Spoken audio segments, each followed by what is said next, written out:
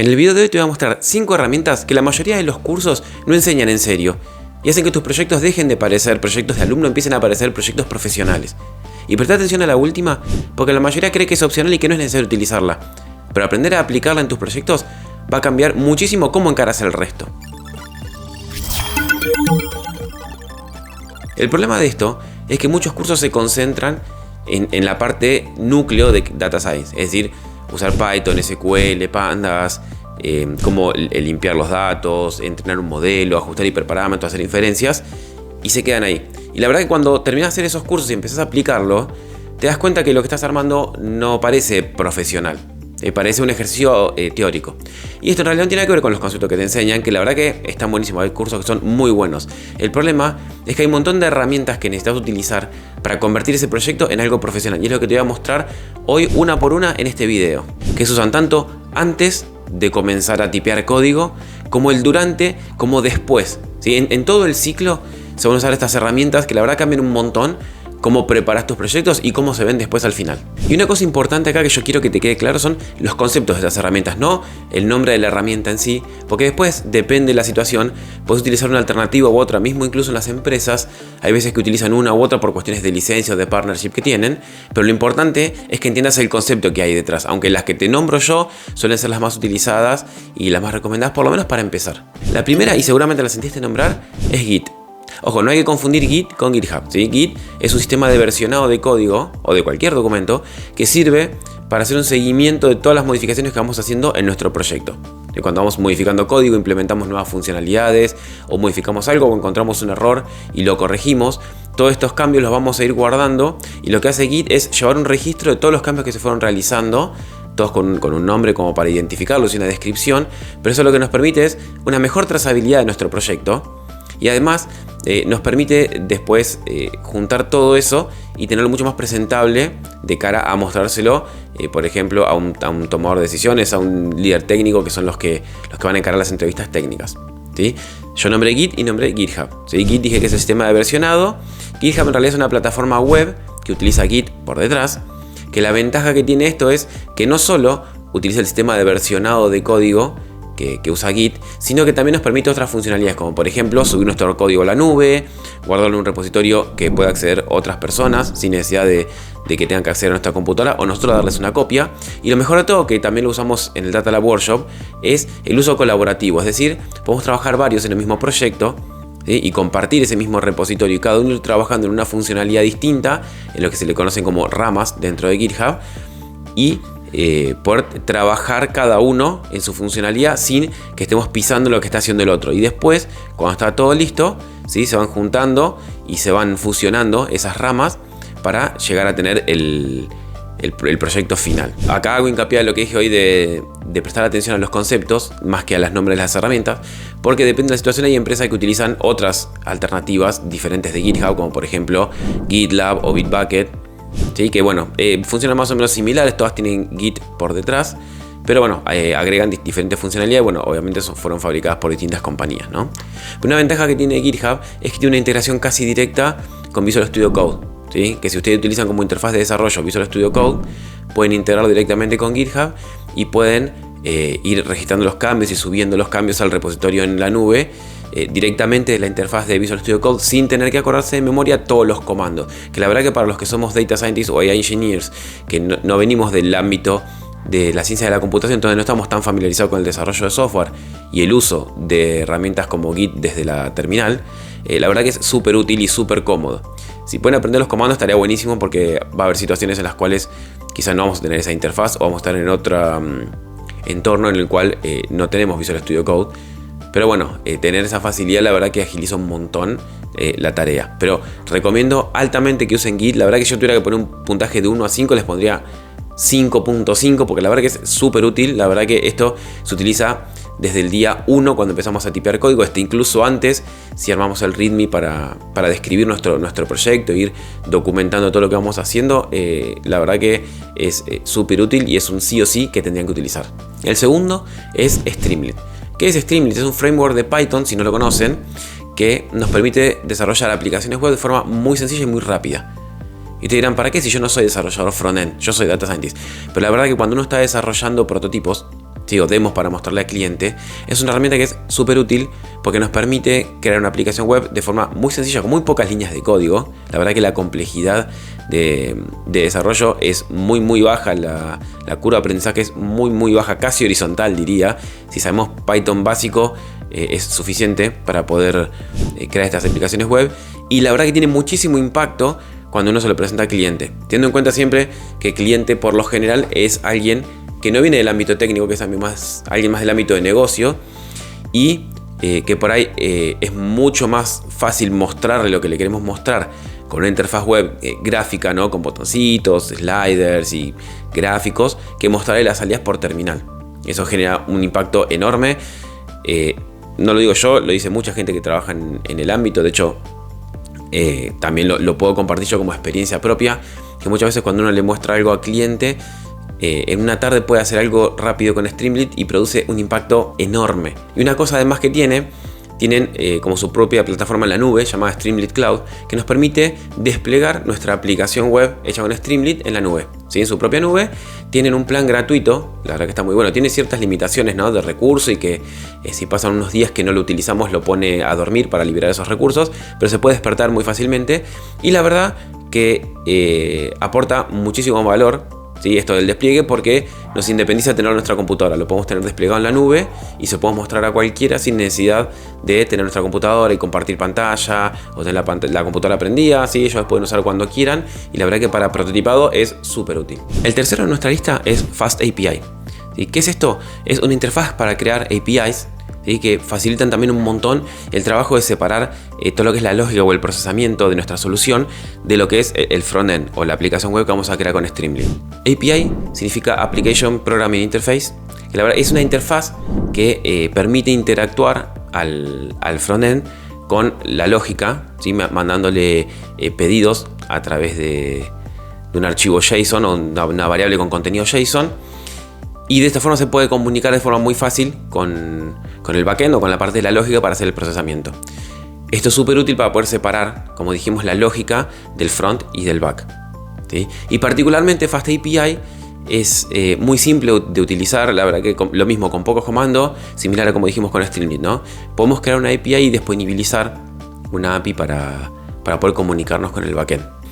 Hay otras alternativas a Fast API, como por ejemplo Flask o Django REST Framework, ¿sí? Que son más o menos lo mismo, bastante más complejos, pero son mucho más sofisticados, nos permiten hacer mucho más cosas. Lo que tiene bueno Fast API es que lo podemos hacer fácil, rápido, nos permite tener una página de documentación automática cuando ya lo creamos, y podemos testear en la misma página las distintas funcionalidades que tiene la API a través de sus endpoints. Entonces también es una herramienta que es súper útil para poder hacer esto de profesionalizar un poco más nuestro proyecto y separar lo que es la lógica del frontend, y para poder tener desplegado nuestro frontend en la nube, y por otro lado también desplegar Fast API, que eso viene en la cuarta herramienta, que es Hugging Face.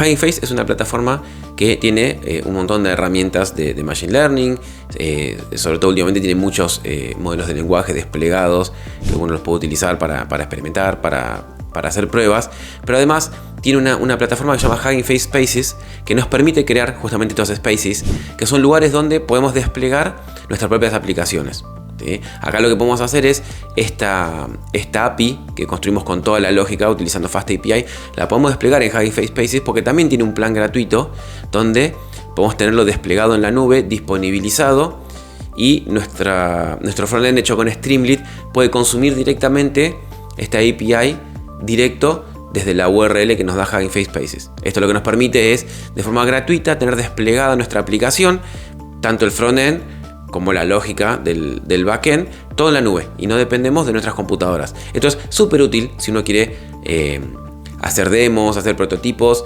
y dejarlo disponible para que otros puedan utilizar o probar, o se lo queremos mostrar a un cliente, o se lo queremos mostrar a algún líder técnico en una entrevista, ¿sí? Esto es algo que nos destaca un montón como profesionales, ¿sí? Aunque sean junior, que todavía no trabajaron como científicos de datos, pero muestra que ya tienen un perfil profesional, porque pueden tener su proyecto separado de la lógica del frontend con el backend, cada uno desplegado en la nube en dos servicios distintos que se comunican entre sí, ¿sí? Esto es casi idéntico a lo que se haría en un trabajo real, con la diferencia que los trabajos por lo general se suelen desplegar en las nubes más grandes como AWS, Azure o Google Cloud Platform, pero por una cuestión también de partnership que tienen y porque bueno, a veces estos servicios escalan, entonces necesitan plataformas mucho más robustas y mucho más estables.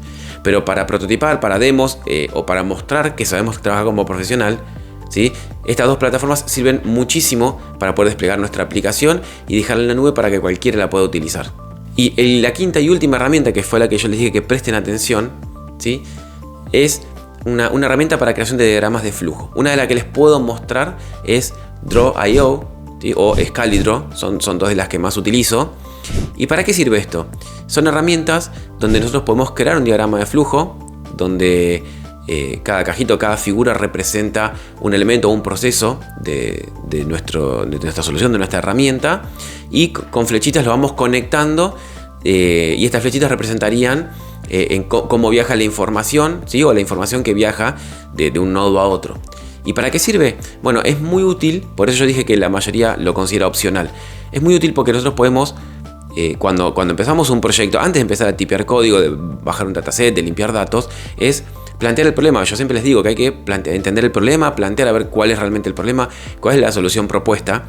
Y esto sirve para armar un diagrama de flujo técnico de la solución sin necesidad de irse a un nivel muy bajo, muy técnico, ¿sí? Pero que nos permite ver cómo va fluyendo nodo por nodo la información y cómo funcionaría el flujo de los datos y el procesamiento en nuestra herramienta. Entonces de esa manera ya podemos tener un pantallazo mucho más formal que si lo tuviéramos escrito en un documento o lo tuviéramos en la cabeza. Entonces ahí sí es más fácil diagramar, por ejemplo, cuántas clases y cuántos módulos tendría nuestra herramienta, con qué tecnología vamos a hacer cada cosa, la API si la vamos a hacer con FastAPI, la aplicación web que está en el front de cara al cliente, la vamos a hacer con Streamlit o con Gradio o con el que sea.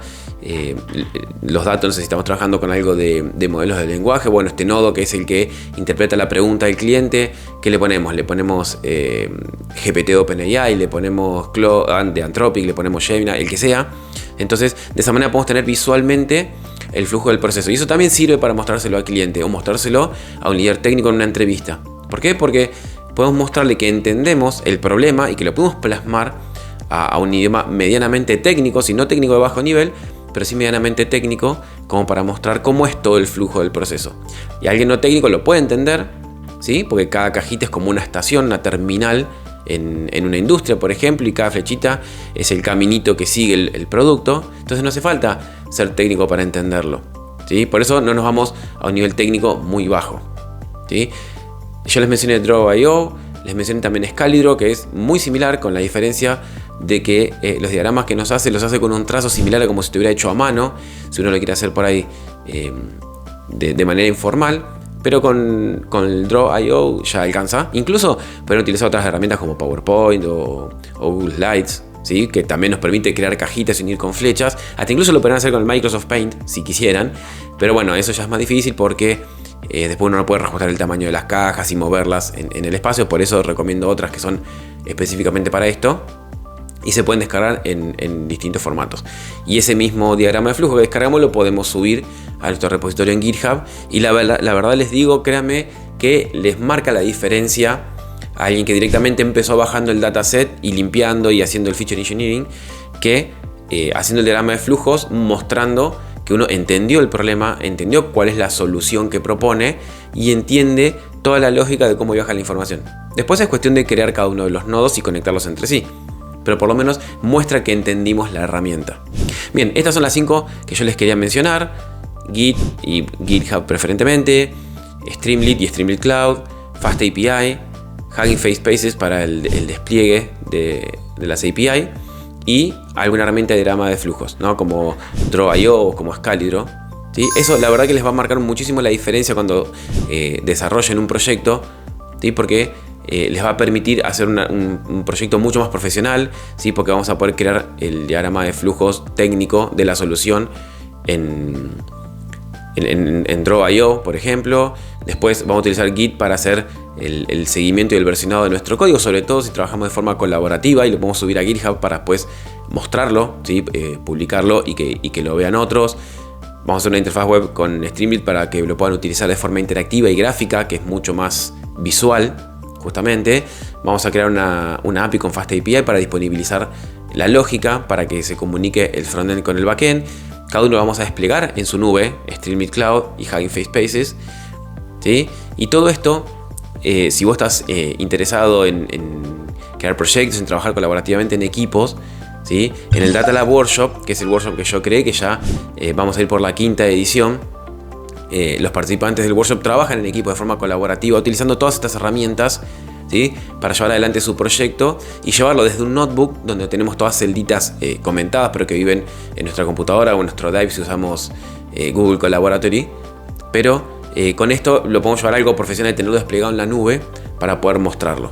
Si te interesa, te dejo en la descripción el enlace para que veas más información del workshop. Y si estás empezando a crear tus primeros proyectos, te voy a dejar acá un enlace, una playlist, donde vas a ver paso por paso cómo llevar adelante un proyecto para que deje de verse como un proyecto de alumno y empiece a verse como un proyecto profesional.